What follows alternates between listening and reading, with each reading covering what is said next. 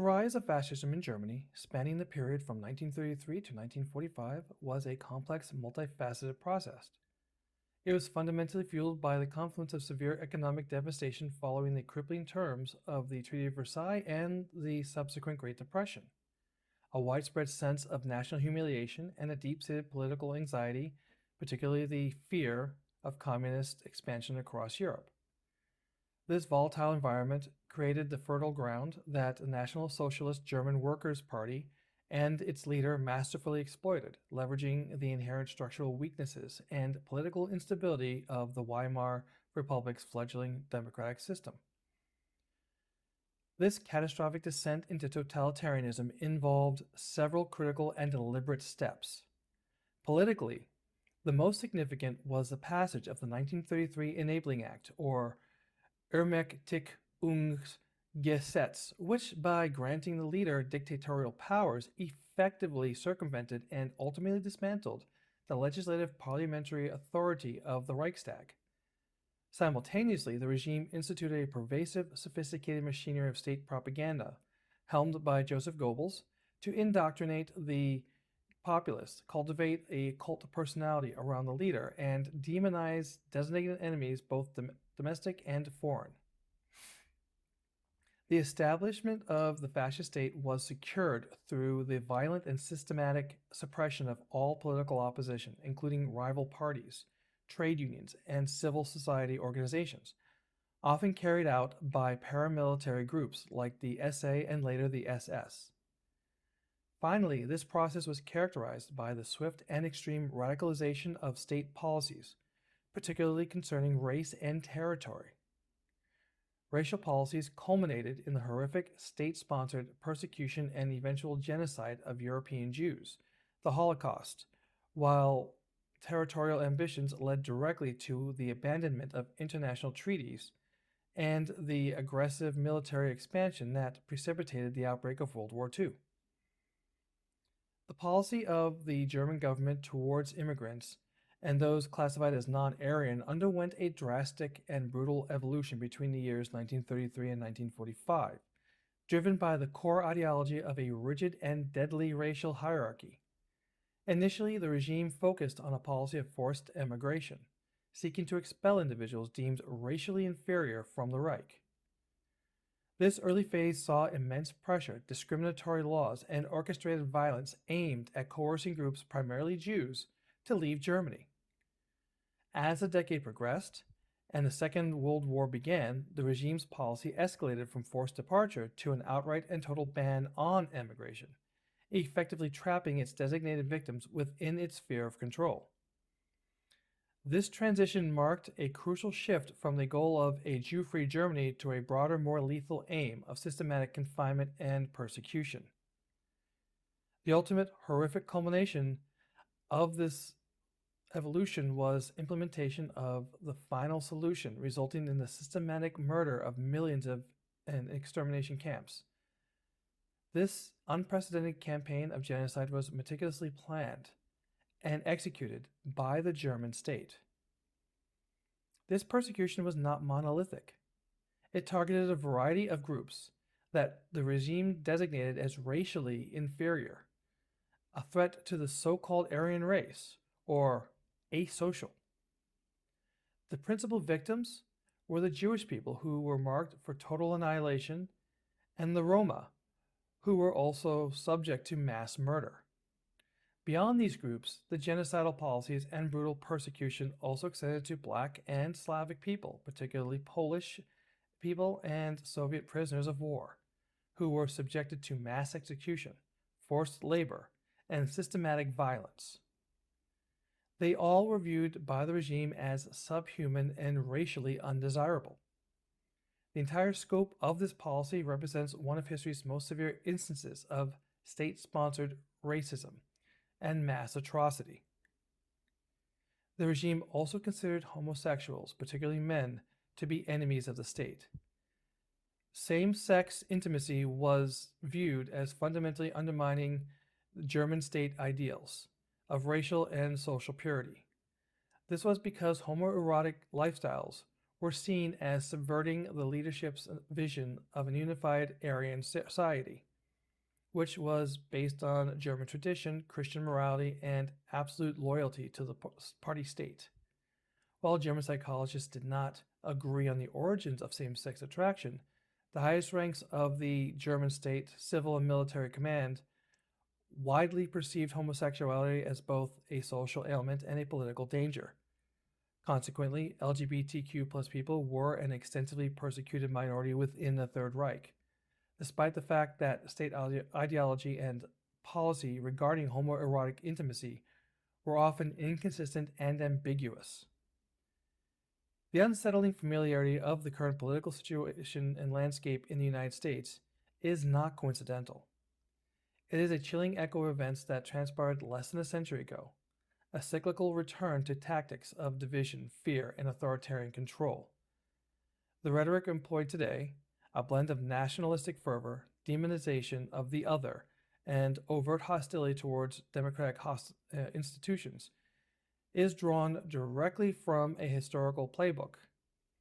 Unlike past periods of gradual erosion of civil liberties, the contemporary movement toward an authoritarian system has been remarkably transparent. Over the past decade, the strategy has moved from the fringes to the mainstream, becoming highly public and meticulously documented. Major policy think tanks and political operatives have openly published and disseminated detailed plans for an unprecedented consolidation of power, including the subversion of the federal civil service, the weaponization of the Department of Justice, and the dismantling of regulatory agencies. The consequences of this openly published plan are now manifesting in the daily lives of Americans.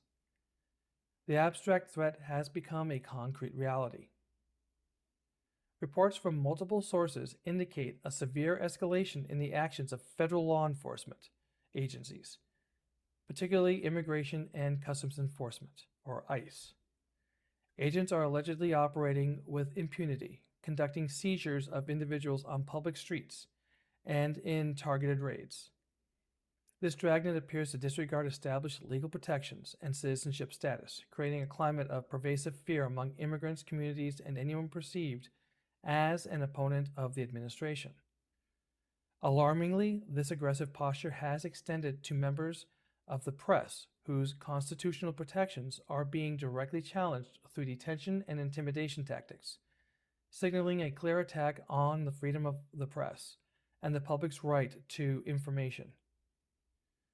Perhaps the most critical front in this campaign is a direct assault on the integrity of the democratic process.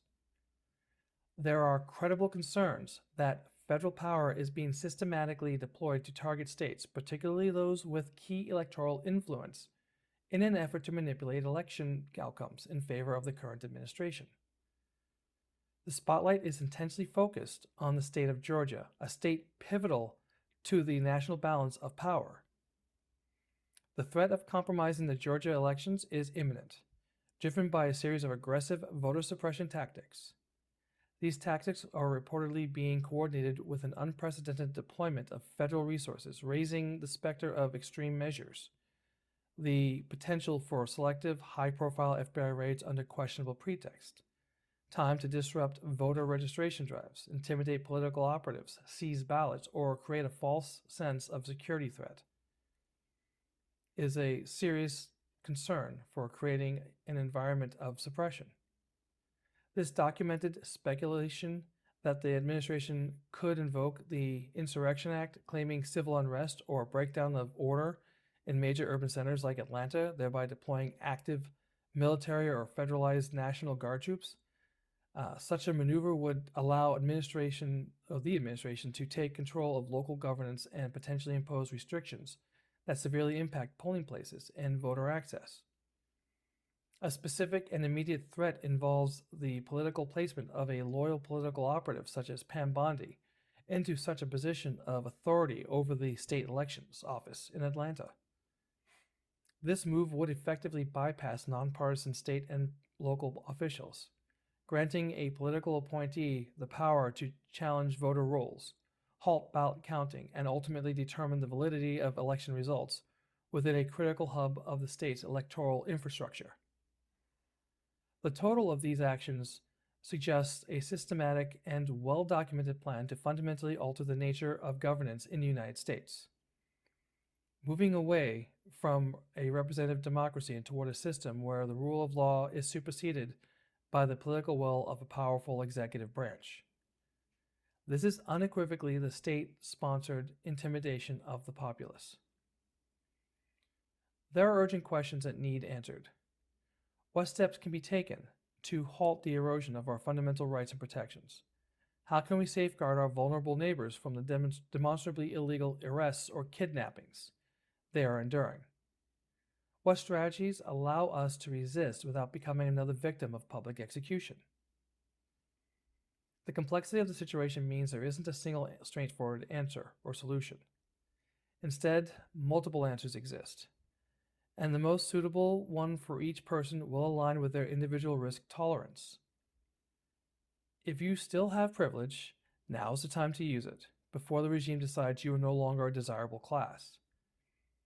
As the regime seeks to find new groups to marginalize and remove, it is only a matter of time before you find yourself afoul of the government's limit on acceptance.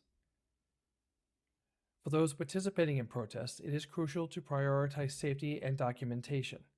Before you go, inform someone reliable that you will be attending the protest. This person will be your external point of contact should you be arrested or go missing and need assistance.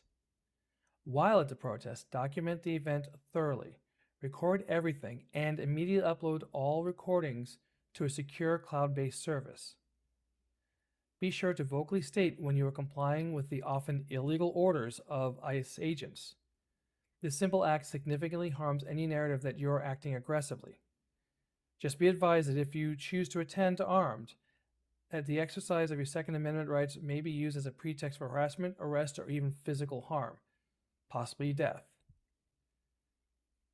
For business owners, refusing service to ICE agents is an option you have. However, be mindful that taking this action may result in negative consequences, such as reputational damage, particularly among supporters of the current administration. Assess your own risks before deciding whether to refuse service. Even if you cannot take public action, there are still ways to resist.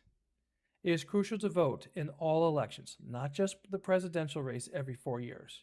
Additionally, sending physical letters to your city, state, and federal representatives can be more impactful than emails, which are often ignored or deleted. Most importantly, become familiar with your neighbors and community. Attend gatherings where local concerns can be openly discussed. Educate yourself on your social blind spots. We are not always aware of how others are affected, as we are not living their life experience. What you can't do is remain neutral. Neutrality in times like these only serves to support the oppressors. If you can be beaten over your First Amendment right and executed over your Second Amendment right, you have no rights. That is all for this week. Until next time, remember, silence is compliance. Your voice is vital. Stand up, speak out, strike back. They don't know what they started.